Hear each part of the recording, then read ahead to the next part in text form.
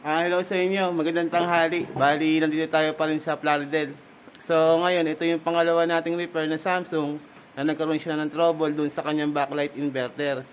So, nung pinower on ko to, nakita ko siya na may 3 times blink. Bali, nagtaka ako at kanya nating binuksan yung kanyang unit at nag-manual package tayo ng pag-convert doon sa kanyang inverter. So, ang nangyari, ang may suspect sa kanya yung pinaka loose contact niya doon sa may papunta sa inverter. So nakita natin yun at nag-jumper tayo ng wire doon, papunta doon para makatawid yung kanyang ilaw. So ngayon, testingin po natin to. Sige.